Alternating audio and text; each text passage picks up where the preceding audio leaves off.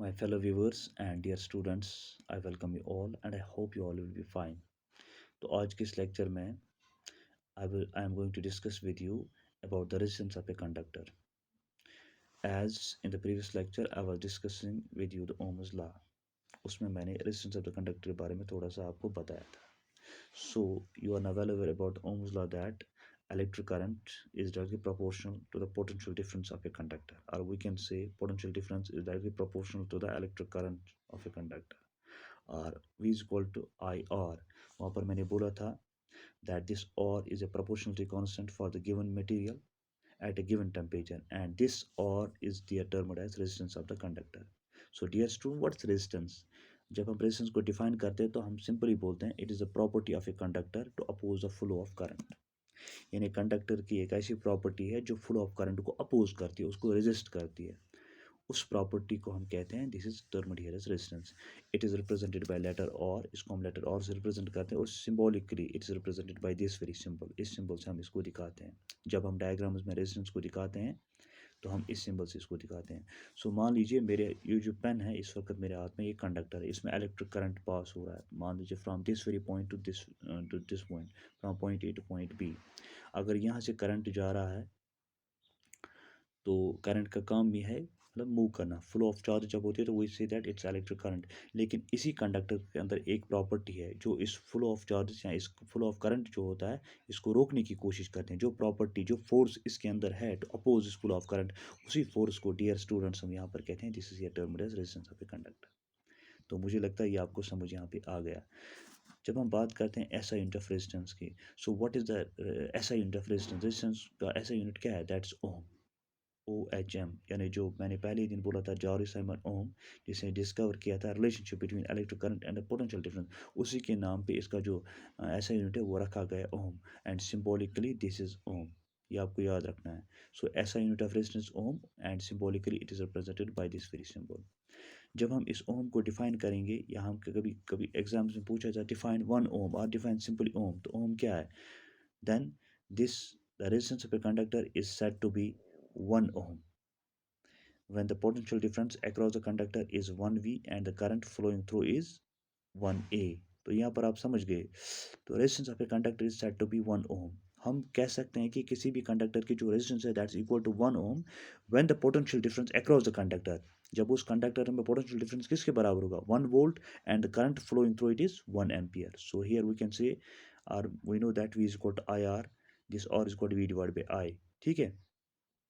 So this R is a resistance which is measured in ohm. So here we can say 1 ohm, that's equal to 1V by 1A. Simply when current of 1 ampere flows through a conductor having the potential difference of 1 volt, then we can say the resistance of a conductor is said to be 1 ohm. तो ये आपको यहाँ पर समझ में आ गया. ठीक है. Now dear students, what are the factors on which the resistance of a conductor depends? यानी कि वो कौन से ऐसे फैक्टर्स हैं जिस पे कंडक्टर की जो रेजिस्टेंस होती है डिपेंड करती है. Now resistance of a conductor depends upon its length. तो पहला फैक्टर जो है on which the resistance of a conductor depends that is the length of the conductor. Length of the conductor, length यानी what is the length of the conductor. Conductor की कितनी length है? अगर conductor छोटा है तो उसकी रेजिस्टेंस हम कहेंगे कम है. अगर कंडक्टर की लंबाई ज़्यादा है तो उसकी रेजिस्टेंस ज़्यादा होगी. ठीक है. दूसरा होता है area of cross section. Area of cross section mean ये पेन जो है इसका जो ये वाला एरिया है, ये वाला एरिया मान लीजिए बीच का जो एरिया है, ये एरिया ऑफ क्रॉस सेक्शन कितना है? अगर ये एरिया ऑफ क्रॉस सेक्शन हम कहेंगे ज़्यादा है तो रेजिस्टेंस हम कहेंगे क्या? कम हो सकती है. आप देखेंगे आगे तो इस पर भी ये डिपेंड करता है, यानी एरिया ऑफ क्रॉस सेक्शन इसका क्या है. और तीसरा है on the nature of the material of the conductor. Conductor किस मटेरियल का है. ठीक है. सो हम यहाँ पर ये कह सकते हैं what are the factors on which the resistance of a conductor depends. तो simply it is said that resistance of a conductor depends upon its length, area of the cross section and on the nature of the material of the conductor. Dear students, it has been proved that resistance of a conductor is directly proportional to the length of the conductor. अगर conductor की लंबाई ज़्यादा होगी तो इसकी resistance भी ज़्यादा होगी. वही है यहाँ पर. So resistance of a conductor is directly proportional to the length of the conductor. अगर कंडक्टर की लंबाई ज़्यादा है, इसकी लेंथ ज़्यादा है तो रेजिस्टेंस भी ज़्यादा है. And it has also been proved that resistance of a conductor is inversely proportional to the area of cross section. इसका मतलब ये हुआ कि अगर कंडक्टर का एरिया क्रॉस सेक्शन ज़्यादा है, अब ये छोटा एरिया क्रॉस सेक्शन अगर ये ज़्यादा है, ठीक है, जितना इसका एरिया क्रॉस सेक्शन ज़्यादा होगा उतनी रेजिस्टेंस इसकी कम होगी। तो यहाँ पर आपको ये याद रखना है, resistance is directly proportional to the length of the conductor and it is inversely proportional to the area of cross section of the conductor, और simply R is directly proportional to L, it is inversely proportional to ए।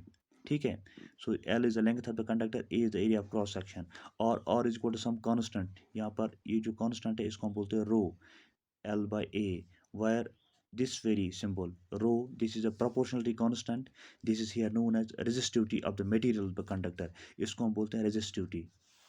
यहाँ पर आपको याद रखना है और exactly proportional to L and inversely proportional to A, or is equal to some constant rho L by A, where this rho, हाँ, this is a proportionality constant, और इसका क्या नाम है, this is here termed as resistivity of the material of the conductor, इसको हम बोलते हैं resistivity of the conductor.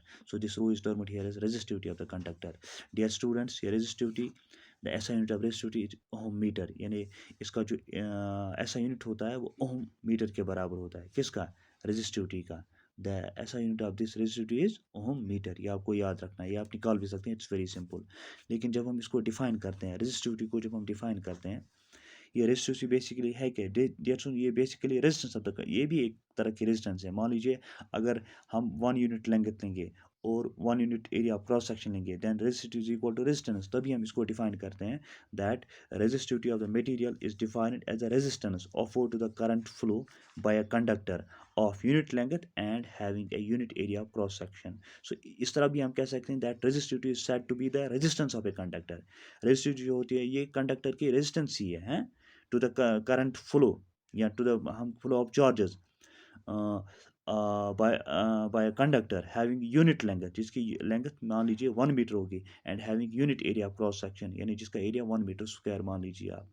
So resistivity is basically the resistance, ये रेजिस्टेंस ही होती है, ठीक है। और रेजिस्टिविटी रेजिस्टेंस के बराबर तब होती है जब कंडक्टर की लेंथ मान लीजिए 1 मीटर है और उसका जो एरिया क्रॉस सेक्शन है that's 1 metre square. So, dear students, this is all about the resistance and the resistivity in this lecture. I hope you have got this. Inshallah, in the next lecture, I am going to discuss with you some other relevant topics. Till then, Allah Hafiz.